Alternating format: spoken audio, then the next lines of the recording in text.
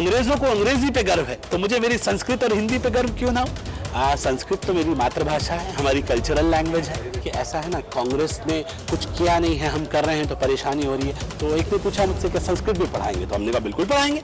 और देवभूमि उत्तराखंड में नहीं पढ़ाएंगे संस्कृत तो कहाँ पढ़ाएंगे। तो मैं उम्मीद करता हूँ कि आने वाला वक्त हिंदुस्तान का होगा, हम विकसित देशों में शामिल हो रहे हैं। आप देख रहे हैं वार्ता 24। उत्तराखंड के मदरसों में संस्कृत पढ़ाई जाएगी, इसका खुलासा वक्फ बोर्ड के चेयरमैन सादाब शम्स ने किया है। इस वक्त सादाब शम्स जी हमारे साथ मौजूद हैं, उन्हीं से जानते हैं। सर, बड़ा खुलासा कर दिया आपने।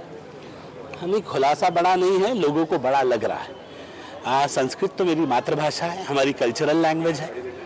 और अगर वो पढ़ाने की बात करते हैं, उसे इतनी बड़ी बात उसमें नहीं है, मुझे लगता है सामान्य बात है। हमने कहा था कि हम मॉडर्न एजुकेशन अपने मॉडर्न मदरसों में देने जा रहे हैं, और हम अपने 117 मदरसे जो वक्फ बोर्ड के हैं उसको हम मॉडर्नाइज करने जा रहे हैं। उसमें पहली सूची में हमने 4 मदरसे लिए हैं, 4 जिलों के, देहरादून, उधम सिंह नगर, हरिद्वार और नैनीताल। और उसके बाद फिर बाकी मदरसों को हम एक एक करके लेंगे और सबको मॉडर्नाइज करेंगे। तो उसमें हमने कहा था कि हम NCERT का सिलेबस लागू करेंगे।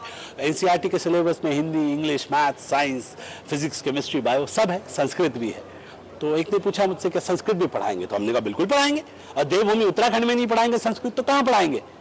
मेरी कल्चरल लैंग्वेज है, मेरी मातृभाषा है, तो हिंदी के साथ साथ संस्कृत भी पढ़ाएंगे, अरबी के साथ साथ संस्कृत भी पढ़ाएंगे। मेरे बच्चे अरबी भी बोलेंगे और अच्छा लगेगा ना। मदरसे के बच्चे कहेंगे एकम सत्य विप्रो महदावाद्यंती, एक ही सत्य है कि भगवान एक है। उधर से दूसरा बोलेगा अशहदु अल्ला इलाहा इल्लल्लाह, ला इलाहा इल्लल्लाह, भगवान एक है, ऊपर वाला एक है, इसमें कोई अलग अलग नहीं है।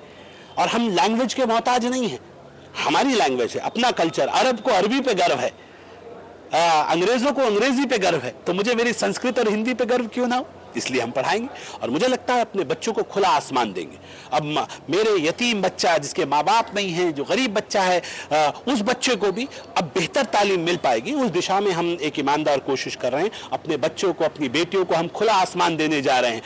फड़फड़ाइए अपने पर और छू लीजिए जितनी बुलंदी आप छूना चाहते हैं। इसमें आपकी सरकार, धामी सरकार, युवा मुख्यमंत्री पुष्कर सिंह धामी और शिक्षा मंत्री धन सिंह रावत आपके परों को खोलने का काम करेंगे। उन्होंने कहा है सरकार की जो संभव मदद सरकार से आप मांगेंगे हम देने के लिए तैयार हैं। मुझे लगता है कि हम बहुत अच्छा करने की एक ईमानदार कोशिश कर रहे हैं। अपने बच्चों को बेहतर एजुकेशन दिलाने की हम कोशिश कर रहे हैं। मेरे बच्चे इन मदरसों से निकल के जाएं, वो डॉक्टर, इंजीनियर, फिलोसोफर, साइंटिस्ट बने और APJ अब्दुल कलाम साहब की तरह वो भी देश का नाम रोशन करें, वो भी देश के लिए कुछ कर जाएं, कुछ ऐसा बड़ा कर जाएं जो सपना मोदी जी ने देखा है, कि हमारे बड़ों ने देखा है कि मुस्लिम बच्चों के हाथ में एक हाथ में लैपटॉप होगा, मदरसों के बच्चों के हाथ में एक हाथ में कुरान होगा, और हम विश्व गुरु बनेंगे। तो विश्व गुरु बनने में जो भूमिका होगी, गिलहरी रूपी भूमिका, वो कहीं ना कहीं मेरे मॉडर्न मदरसों से भी निकल के जाएगी। तो मैं उम्मीद करता हूँ कि आने वाला वक्त हिंदुस्तान का होगा, हम विकसित देशों में शामिल हो रहे हैं, हम बहुत तेजी से मोदी जी के नेतृत्व में आगे बढ़ रहे हैं। तो मेरे बच्चे क्यों ना बढ़े,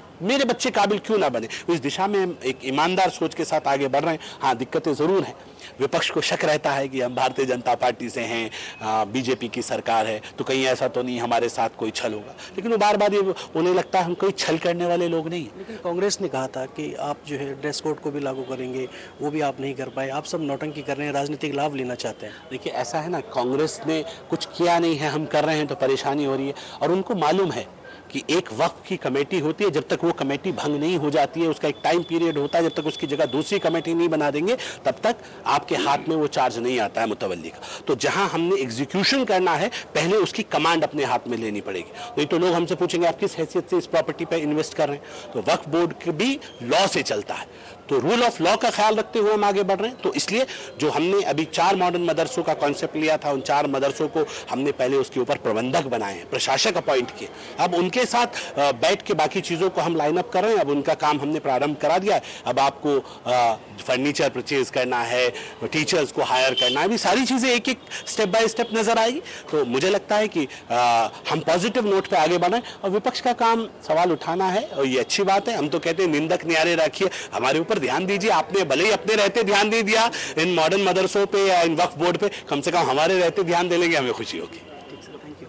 तो आपने सुना वक्फ बोर्ड के चेयरमैन सादाब शम्स को, अपने सहयोगी अफजाल अहमद के साथ हारिस तपलियाल, देहरादून, वार्ता 24। आप देख रहे हैं वार्ता 24।